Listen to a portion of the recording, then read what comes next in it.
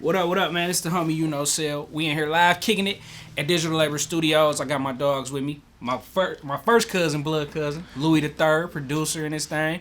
I got my dog, Looze Cannon, producer, artist. And we've been rocking. I don't even know how many years we've been rocking. But I think first things first, let's just give a little light introduction of each one of us. Because it's like a wealth of experience sitting right here. Oh, yeah, most definitely. Real. I'm Louie the third, owner of Digital Labor Studios, head engineer as well. Go by the name of Looze Cannon, recording artist, DJ, producer, entrepreneur, man, just a hustler. Everything. Like I said, the homie Uknowcell, radio personality, man, voiceover, actor. I produce commercials, little DJ a little bit, you know what I mean? So we all do a whole bunch, really. Yeah. So let's talk about where it all started, kind of like for each one of us. You know what? We're going to pop it off with Luz because he was the star as a kid. right. He was the kid star out of all of us, so. Man, from birth, man, just been around music, man. Like, real fortunate, like, childhood. My mother, she was signed to MCA Records, a group called the Body Sisters. That's kind of where it all started from there. She met my pops. My pops, of course, was dangling in the music, doing his independent thing in Detroit. And, shit, man, it just grew on me. Being around it, man, I was like big Michael Jackson fan. I got big into just seeing how people respond to entertainment, you know what I mean? And the feeling of doing something to make somebody say, oh, man, this dude dope. He good, you know what I mean? So, all right, don't be modest now. Let right. talk. Get into that shit. Yeah. Don't be modest. He gonna bring past the part like his daddy produced. Whoop, there it is. Yeah. Let's talk about Let's talk about Stevie. We'll go there. We'll go there, man. Take it there. The shit is crazy, but no, real talk. The shit was wild, man. My pops on the independent side, man. He made a lot of big moves, and he's still making big moves to this day. Was on the road, worked with Prince during his tour. Shout out to Al Bell from Stax Records. Stax Records, who had Isaac Hayes, a list of legendary artists. They're like damn near next to Motown, you know what I'm saying? We're right next to Motown. And Whoop, There It Is, of course, one of the biggest records you could hear from the NBA, commercials, movies. Yes, sir. Father played a big, heavy position in the production and producing that record.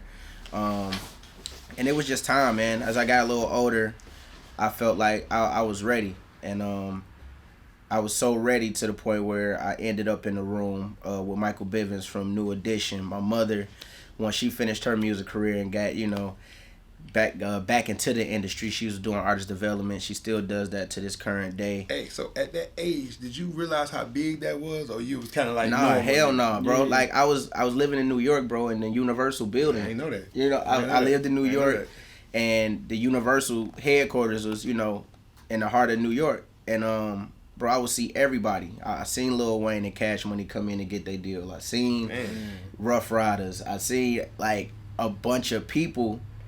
And still was like, didn't know what the fuck was going on. You know what I mean? Soaking it in. Yeah, this my mama's job. You know what I'm saying? I'm at my mom's job. That's how I looked at it. And and how it happened, bro, it was a conference room. And I would go in the conference room when nobody was in there. And that table was so fucking big and long, bro. I would jump on the table and I would be rapping. They had speakers in the room because I guess that's where they had listening sessions, A&Rs and shit. That's what's up. And I jumped off the table because I heard somebody was coming, and they was like, yo, who been on this table? And they seen my shoe prints. Like, the table was so glossy, they see my Nike prints on the table. Yeah. And they, so they was like, yo, Peggy, your son is in here, da-da-da-da. And they had cameras and shit, and I guess somebody played the camera back where I was rapping. Oh, shit. That's crazy. Yeah, when they saw that, at this time, Michael Bivins was starting his label over there called BF10 Records. And, my mom was the vice president of the label. So it kind of fell into place, man. He brought together 10 people, bro. Myself from Detroit, Rashad. 10 kids. 10 kids. He ain't been to people. 10 kids. 10 kids. kids. Like, it just went crazy, bro. That's and what's up. when we signed that deal, all I cared about, bro, was like, let me get some toys and games and shit like that. So it was no business in my mind. My mom worked for the label. I'm straight. You know what I'm saying? Right. And that played a big role in me taking business serious, bro, because again, having 10 kids in this group from different places all over the world, we would go home, we would fly back, we would go home. We dropped the album in June of '99, and we did a little tour. We would hit the skating rinks, do shows. Shit was crazy. We came to my city. We was on the east side, did a show at Stellwagen. You know what I mean? That shit was lit. And it just happened, bro. And when the album came out, we went home, and it's like we literally didn't get a call back to come back to New York. Right? So I'm like, damn, what the fuck going on? You know what I mean? So my mom, she sat me down and explained to me, like, you know, Mike is having some disagreements over there at Universal and Motown, blah, blah, blah. And that was like really it, bro. It was like that's where it stopped at. You know what I mean? And when it stopped there, it was like, nah, I need this shit. You know what I mean? Like, I need this back. Going. Yeah, and it was that motivation for me, bro. I wasn't DJing at the time. It was just strictly just rapping. Right. And that's when I really had to apply that pressure, you know, that pressure to myself. Like, man, what's next? You know At what age you realized you had to apply pressure? What age was you at? 10. 10. 10, bro. At 10? At 10. At 10. I signed when I was 8.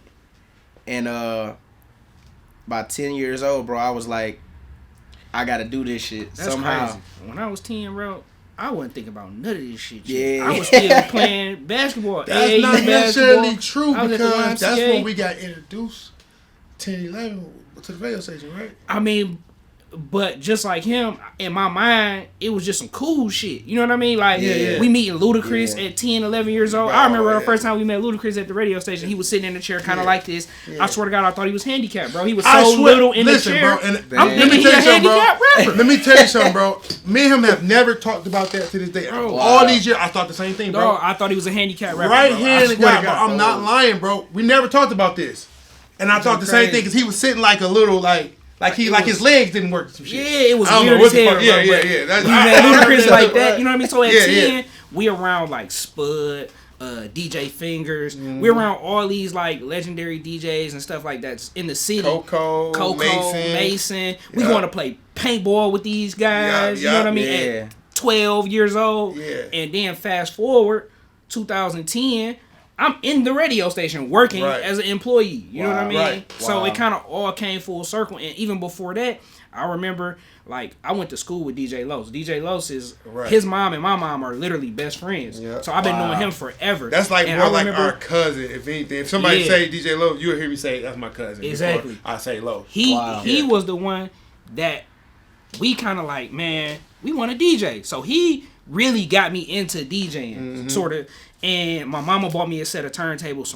It was probably some whack turntables at the time, but it was good enough for me, bro. Yeah, me and Lou set them boys up in my closet. In the closet. In my closet. I was living on the east side at the time. We had an upstairs. I had the whole, like, it was kind of like, it was more than an attic. It was a whole room, a double-sided closet. Clothes on one side, turntables on one side.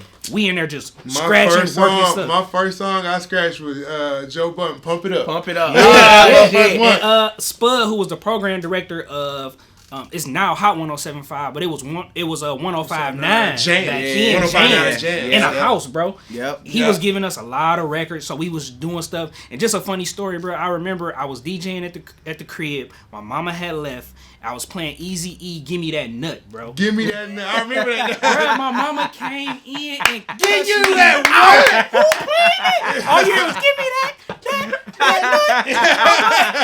I thought you was gone. She like, where you getting it from? You know what's crazy? I remember that. I'm talking about that's late 90s? Like 97, 98, 99. Too funny, dog. Yeah. But like that's where it started for me, really trying to learn how to DJ, and then going to crazy, everything coming full circle. I went to a Spud birthday party who I used to like babysit his son. He used to go with Delicious at the time. I used to babysit her daughter Jasmine. You know what I mean? Stuff like that. I went to his party. Ended up meeting the program director at the time, Smiley, who was like a legendary female rapper. Smiley Showcase. She had a banger. I forgot the name of the song, but she had a banging song. I remember back Smiley. In the day. Yeah. And you know Smiley, Not Friendly. Yeah, and let me tell you something. Her and she gave me a job. At that party, I was able to see Spud. I seen Spud in more so like an uncle type atmosphere. But then we actually got to see him at an early age. We was how old were we then? We wasn't that young. Talking about at his party? At that party.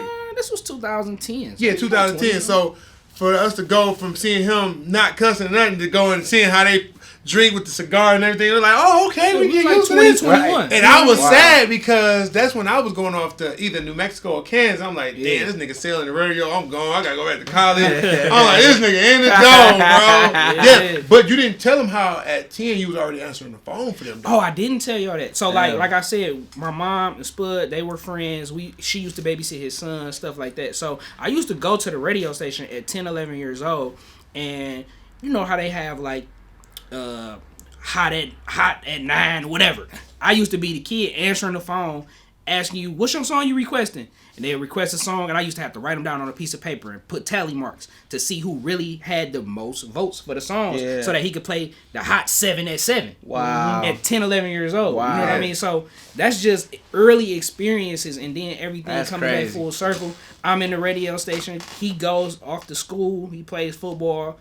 Then you come back home and you into the music. You know what I mean? Yeah, exactly. So, well, I'm gonna say it started it started a lot before that, and this is like a super big coincidence. My cousin Juan, Juan Marcellus, his mama Deborah was like, "Y'all want to be in a music video? Get in the car." Was you like, "Get in the car?" I'm like, "Yeah, I'll be in the music." I never had any idea about music. Didn't know anything about it. We jump in the car. I'm thinking I'm about to be a rapper or something. No, nigga. No, they wanted you to be an extra walking through the alley or some shit. So, as a kid, so I'm like, so what is, so I'm like, I don't know nothing about it. They like, yeah, it's the Biv 10 Pee-wees. I'm like, okay, cool. That's crazy. They gave us a tape. I did not know this. That's crazy. I didn't even know he was part of Biv 10 Pee-wees until I actually walked in your studio. I'm like, nigga, what you know about them, nigga? What you know about them, nigga? You know, I was gonna be in their music video, so I ain't have a ride to the west side, the east side every day to do it. So I never was able to get in the video, but that was my introduction because they had everybody them there acting like A&Rs. I don't know if it was your mom, I can't recall, but they was like, look tough when you walk in and stuff. I'm like, damn, I can get used to this. I feel like I'm damn near auditioning to beat something. You know what I'm saying? Yeah. So I got a taste of that where I should start asking for karaoke machines for Christmas and because I said you came back and was in the music. You in the music, rapping, all that. Because Bling Bling came out. We was rapping. Yeah, we was rapping. You can tell me. Yeah. So I would say when I came back from college, that's when it got professional. But I was in a small city in California, in a high desert, a city called Victorville, California. I was at a junior college, and prior to that, I was already at the University of New Mexico in a school in Kansas called Dodge City, Kansas. But when I got to Victorville, I had called one of my guys up and was like, "Hey, why don't you come here with me?" He was from Pahokee, Florida, Dimitri Benoit. His brother had FL on his laptop, and I was like, "What's this?" For those who don't know who FL is, what's FL Studios is a beat program where a lot of producers do their production on. Yeah. So I opened it up like, man, I always was rapping in high school. So I tried to make a beat, man. These niggas laughed at me so bad. Like, that's terrible. It was ping, ping, boom, ping, ping. Yeah. You know what I'm saying? They had no drum kits. It was horrible. It was the demo version, obviously. I had nothing. So I literally opened up that Mac and did not put it down for the rest of my life. So up until this point, and that's how I got into music, where I started, me and my dog Will, go by Dub Dollars. Me and him started going to the studio in California. And long story short, I ended up having 2 kids out there, so I had to stay out there way longer than I anticipated. You know, junior college, you go there for 2 years, you go back home. No, nigga, I stayed out that boy for 6 years. So when I went out there, I'm working a job. I'm on a forklift. I'm like, dog, I'm getting good at the beats. Everybody in California starting to, I ain't gonna say everybody, the few people that knew me out there was like, dang, dog, you kind of good, decent at this. If you keep it up, you can be good. At this time, I didn't play no keys and none of that stuff. I just literally know how to pencil stuff in. So I'm like, me being ignorant, not knowing I wasn't that good at the time, I sat on my forklift making $1,000 a week. My line lead said one last thing to me. I was loading up a Walmart truck.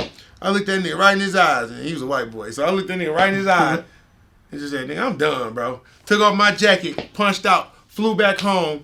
I remember you calling me too. Flew back home, got lucky. This is the studio I met. He's off the camera right now. My man, Mr. Always on 10.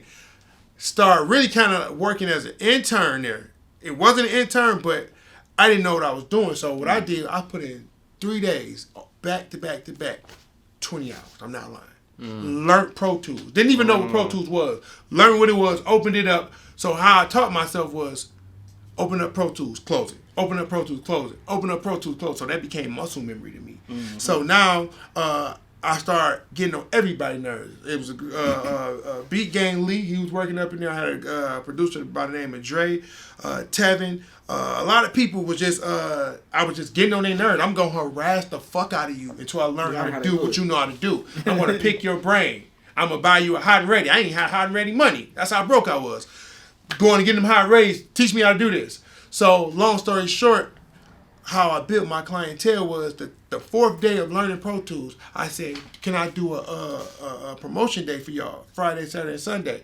I'll do 1 hour a piece for everybody. And everybody, I do 16-hour days. So I did damn near, 60-something hours in 3 days. Just 1 hour, 1 hour. So about time that 60 hours, I wasn't good when I started, but I was the repetitions and being pressured, doing some shit like I'm nervous as shit. I'm talking about I'm shaking their hand. My heart really like these. I don't know what I'm doing yet, but by the end of that, I feel confident. I was able to gain that clientele where when I started my own stuff, they followed me because I showed them love. I was working from the ground up. I would have worked for anything back then. So that's really how I got into it, just really joking around as a joke. I was like that at the radio station at the same time, like picking people's brain. I started off on WCHB, which is the AM station really that the older folks listen to, and I was a board operator. I worked with Mildred Gaddis. That was the first on-air personality that I ever worked with, bro. So going to her school was like me learning all the fundamentals that I needed to be able to transition over to then working for 105.9. I produced Michael Baisden. I produced D.L. Hughley, like locally, and then I went over to Hot, and I did Ricky Smiley. But in the midst of that, I was also staying over in them rooms, just sitting in the back. I'm learning from people like Big Greg. I'm sitting with Shorty the Prince. You know what I mean? Yeah. And I'm seeing BJ as he come in and he doing his thing on the streets. And then we kind of clicked up and got a great relationship and started hanging outside. So I was able to soak up game. Yeah, from so many different people, bro. And don't then forget Luke too. You got Luke Detroit on the commercial side and the production side. That was like my his dog. Wing too, and I didn't even work there. He was really like an OG. Working with like Aikisha and then transitioning from board op and learning all of these things and then becoming an on-air personality myself. Working on the back end, bro, I learned that people do not really pay attention to you when you're doing things on the back end. So you have much more freedom. You know what I mean? So I'm doing shows like Hot in the Streets that come on when niggas leave the club, but niggas really listening. Because now I'm putting niggas on. I'm the first nigga to play Pablo Skywalking. I'm the first nigga to play fucking D Pots and you know what I mean? Stunt hard. I'm the first nigga to play. Not even Try Me. I'm playing shit off Sell Souls. One her first project that niggas wasn't really looking at because crazy as it may seem. Everything is working in circles, bro. DJ Limelights is her DJ at the time. I went to Bowling Green College with DJ Limelights. He stayed down the street from me. Him and Brandon Washington. Brandon Washington is the guy that Big Sean always talk about. His best friend took him up to Hot 107.5 to rap for Kanye. These niggas is down the street. I mean, down the hallway from me in college. And it even started before we even know we're going to get into that. We played for the East Side Cannon Tar. There was a Pop Warner team. Yeah, Pop Warner team. Who was all on that? So we grew up playing football with Webbo. Green guy Webbo. The Twins, 4-2. We played football with these niggas. Played football? Yes, bro. I knew GT. The gangstest team ever, nigga. We came in that bitch with bandanas and everything, bro. We was gangster, dog. I went to 7th grade with Sean. They call him Ghost, right? That's Icewear Vezo god brother. I went to 7th grade with him, so I've been knowing of Vez since then because he always used to talk about him. So I knew Vez when he was young Vez. Went to jail, came out as Icewear Vezo. You know what I mean? So I'm seeing all these people as a youngin, and then it's coming full circle, and we all ending up doing the same things. In the same field. So it's like, bro, I remember. it's kind of like we was meant to do this. Yeah, you know what I mean? I'll never forget, bro. Just like how I even got put on to you, bro. It was from like just going like to the summer jams and shit, and I'll just see you like in the backstage, you know what I mean? But I'll be like that. You be looking like the youngest nigga in the camp. Yeah. You know what I mean? Well, other than Shorty, at that time you was seeing me, I was Shorty a year younger than me. But But he ain't even talking about was like that. He on talking about yeah, like- you like a kid. Oh, you look like a kid. Yeah, for sure. Yeah, so I'm Especially like, back then. Yeah. You like, what, this 12-year-old? Yeah. you so- knew my secret, bro? My secret was I never stayed in the back. You might have seen me in the back, but I never stayed in the back. I was the one person that will always come out because you got to think about it. These niggas in the back, I already know y'all, bro. I already know y'all. Yeah. And then 9 times out of 10, you only gonna get a picture from an artist real quick. It's gonna be in passing. You're not gonna be able to make no real connections. Your real connections is gonna be coming out, mingling, messing with people, talking to people, giving them that interaction. Because that's what people remember. And I'm just putting the face value of actually you coming from the back. They already think you're important. This nigga coming. Who is this coming from behind the back? He know people. Yeah. He knows somebody. Can you get me behind there? You know what I'm You saying? can't tell me how many bros don't be in the crowd to my Yeah. just because they And they see going shit. to school with your cousin. Yeah, exactly. You know what I mean? So it's exactly. like, Facts. it's And crazy. the impact, bro, the impact of your show in the city, dog. Like again, like your shit would come on after niggas was leaving the club, and it was like normally with radio, you hear the same top 10 records on radio, bro. You was really dropping exclusive shit and had the clean versions to these records. That was what was blowing me. I'm like, the crazy thing about it was, I was staying over before the show came. I was staying over after I got done producing whatever show I was producing, and I was cleaning the records myself. wow. Yeah, and I remember Like niggas ain't had no clean version. I had to go in there on Adobe Audition, reverse the shit. It wasn't like I can call them and be like, let me get at least a 2-track. No, or 2-track is the song and at least the instrumental, so it can sound okay. Yeah. But no, bro, I was literally. Like, bro, I was talking, like, Dude, I connected with somebody like Lando, who was on the ground, too.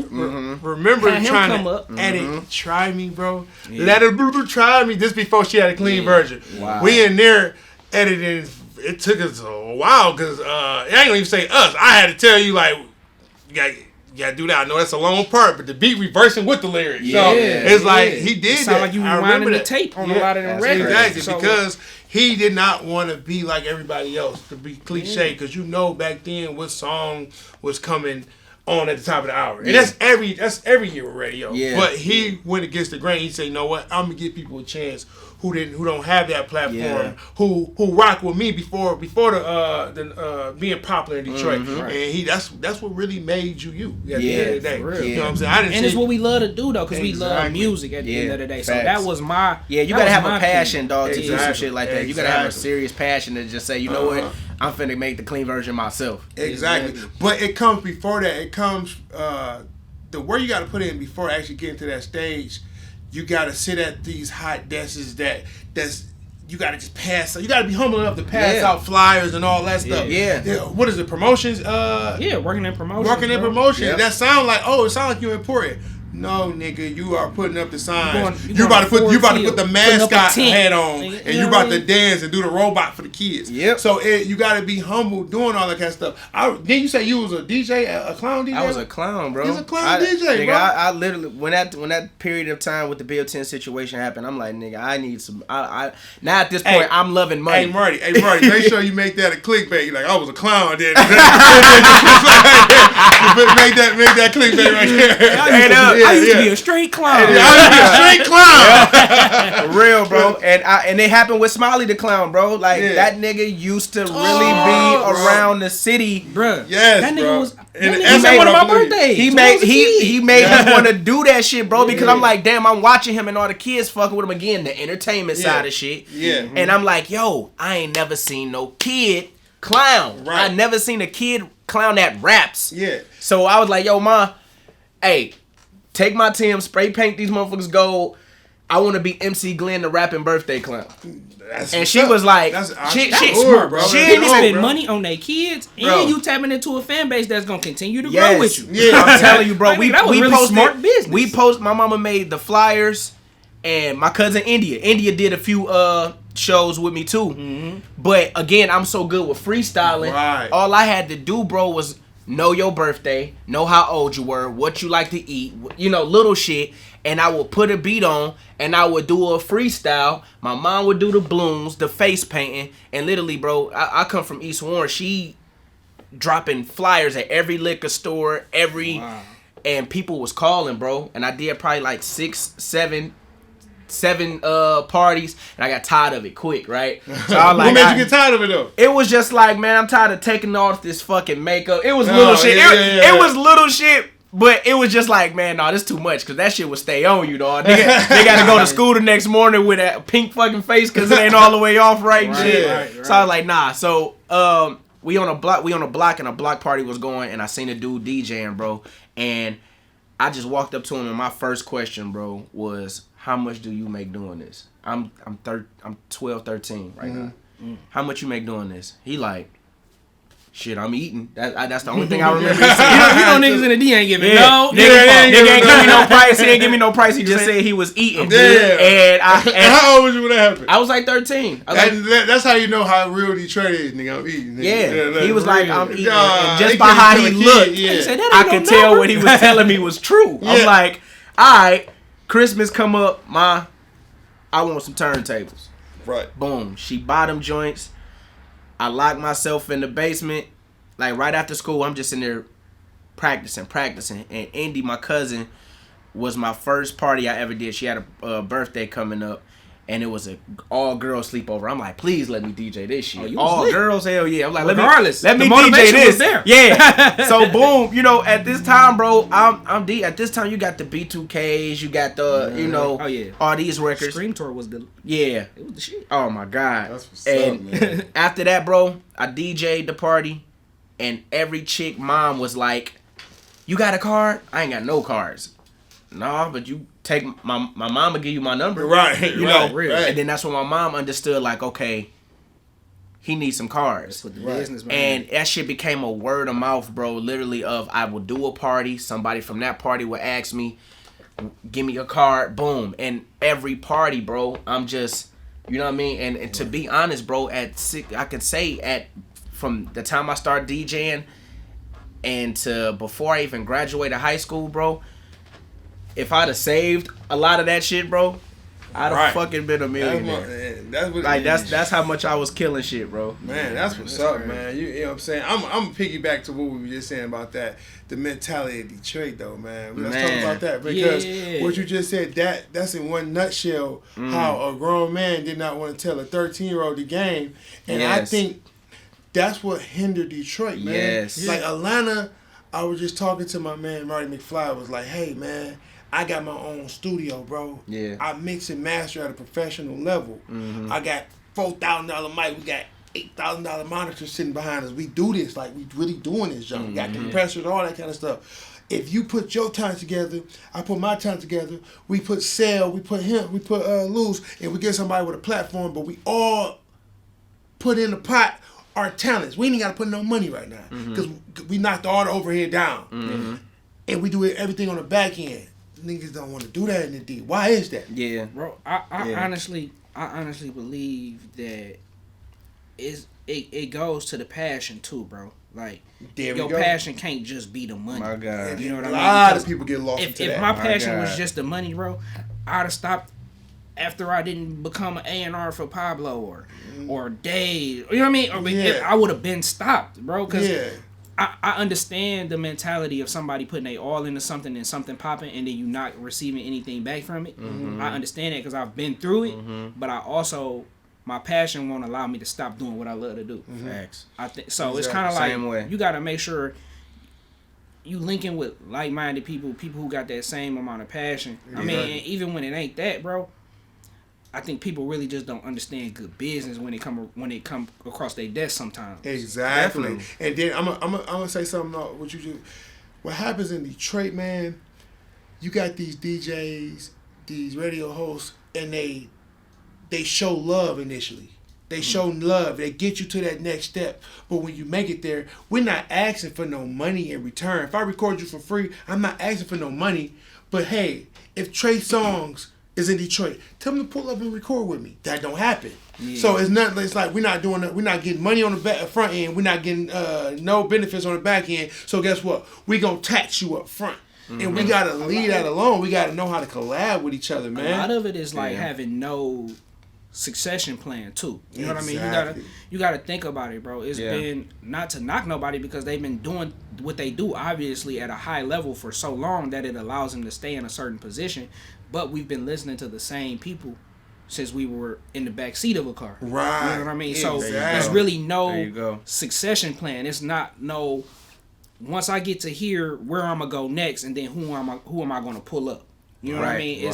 I think that part is missing from the city. I think everybody, not everybody, but a lot of people are trying to hold on to what they have. Exactly. Because once they let it go, what's my next? It's like Frogger, bro. If I jump off this lily pad, I can't jump in the water, so I ain't going nowhere yet. Exactly. And I'm gonna tell you something that hurt me to work the most, because I go over to the recording studio in East Point called the Disc Recording Studio. Greg, about 60-something years old, he a white guy. I go over there, he say, Louie, I can't take the game with me. I know you in competition with me because you're starting your own studio up. Rather, it's a baby studio right now, and I'm a $1 million studio, but you're still competition. Yeah. But who am I to die with this information? I'm going to give it to you. And the white guy came, and he broke it down. It ain't about just the music. You got to get your credit right. He told me to get my credit right. Go get the LLC. Go get the bank account. Go start collabing. Start doing favors. Favors going to come back. And he showed me how to become a entrepreneur. And now I know how to make all this passive income where I got 7 employees working for me. And I'm sitting at home. I'm feeling lazy. Like I ain't did nothing in 2 days. But I got to look at my bank account. Oh, I made this. And I ain't, you know what I'm saying? Correct. And that was a white guy that put me on that, but he didn't move off the Detroit mentality. Yeah, bro. Like I learned early though, just from even, not to bring it to there, but I'm a spiritual person, so you know what I mean. I grew up in church, and I understand that just because I do something for you, my blessing might not come directly from you. Exactly. No doubt. Might come from a whole nother place. No doubt. So I always try to do things with the purest of intentions, and not to necessarily get nothing back from that particular individual, but I know my blessings gonna come from somewhere. Exactly. You know what I mean? Exactly. So that's why I always just, like, I tell people all the time, like, when I left Hot 107.5 in 2015, people really didn't know until a while after. But the main thing that I feel good in is that just because you feel like I'm not in a certain position or something of, you know what I mean, your perception is whatever it is when I was there. But I still never changed. Yeah, right. I still remained the same person. I still held on to my connections because I am who I am, bro. Like, and I was that before radio. I was that, you know what I mean? So like, I am who I am, and I'm still the same person. I feel like it's not just a Detroit mentality. I think it's just it's ego. It's just that one word, bro. And ego is everywhere around us. You know what I mean? No matter what city you in. Right. I've dealt with people directly in the industry that are legends, that are millionaires, that are well off, to the point where you will be like, if I was a millionaire, like, if you got $1 million or if you're a rich motherfucker, I can expect you to do what you would do with your money. What I would do. Everybody has different agendas. Right. Yeah. And you know, again, with ego, bro, people don't want to give you information. That's the only thing that, and this is what life is about, information. Yeah. You know what I mean? We can't take it with us when we leave. So that's why I'm saying about my man's from the studio you were just bringing up. Right. He understands that. He understands that, man, when I die, I can't take none of this shit with me.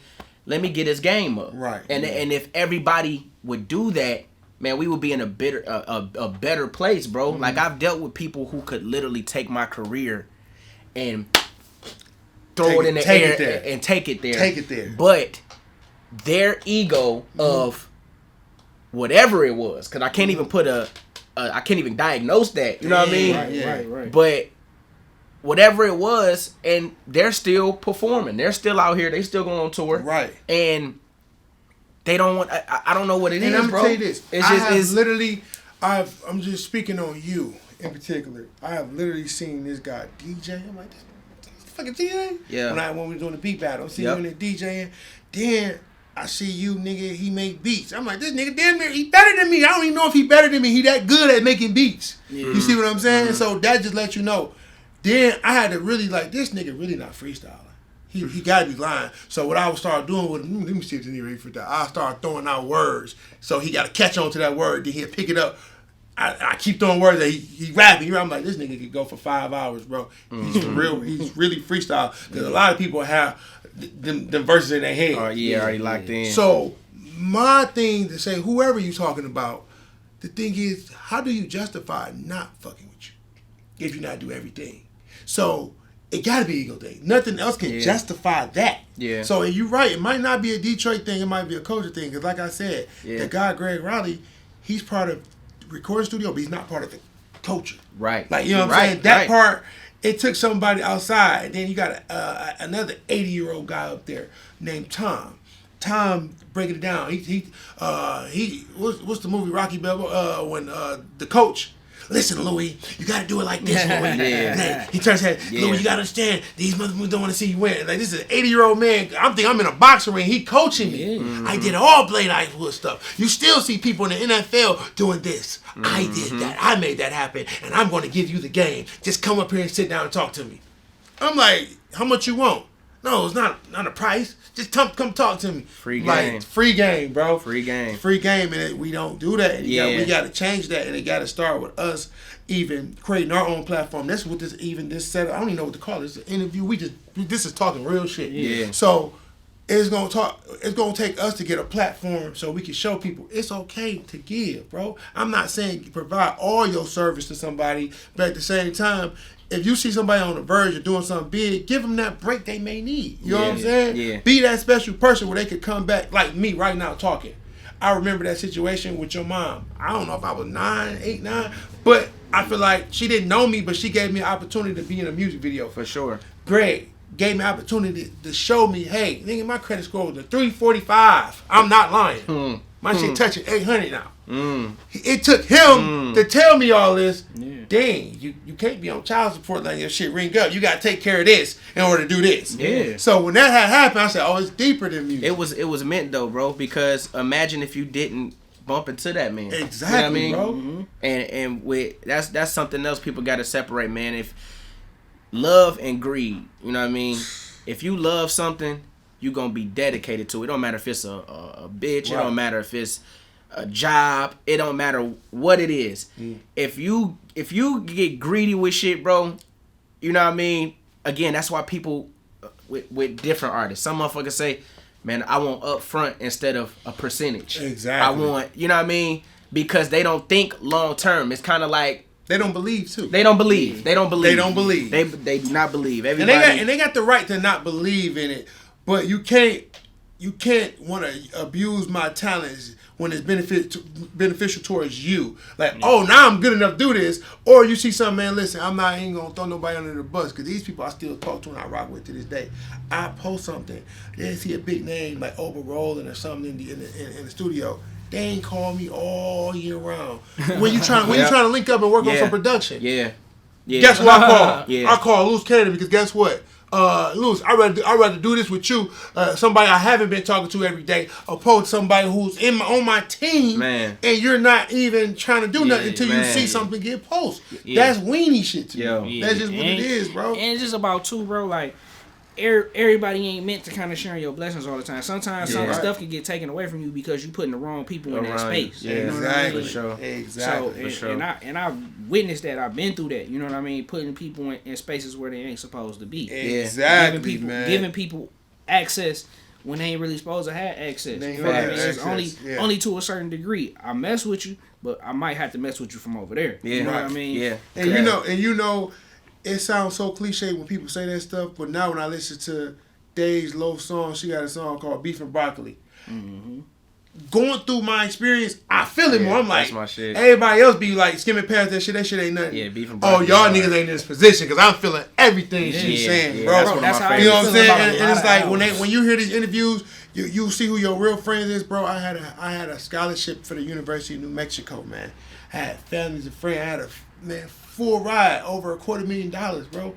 I ended up giving it up after a year and thought I forgot how I got there, the hard work. So it didn't come back to me because I didn't work that hard no more. Everything got stripped from me. I was in your basement making beats. Nobody wasn't calling my phone. You know what I'm saying? Nobody calling my phone. I worked hard. I got it out the mud, man. I literally got it out the mud. Yeah, Sacrifice, man. I literally gave blood. Nigga. Going to give blood to make the dream work. I ain't had no money. I'm giving blood to go buy an interface. But everybody like, damn, you living downtown in skyscraper. You living like you getting new Chargers, BMW. It's the sacrifice. It's the sacrifice I did. And now y'all looking at me what I'm doing now. You can't cakewalk this, bro. Yeah. Facts. You gotta understand. Facts. I was ponding shit. You know what I'm saying? Yeah, I was doing that, bro. Niggas don't see it to the fruit. You know what I'm saying? Shit. I'm like, what can can I get for this lamp? I gotta buy this microphone. You know what I'm saying? They don't look at it like that, bro. Yes. And it was a real grind. And you can say Louie bougie or look something like that. I don't answer my phone. I put myself in a position and don't ever think I'm fake, because if you've been in my corner all this time, I answer my phone.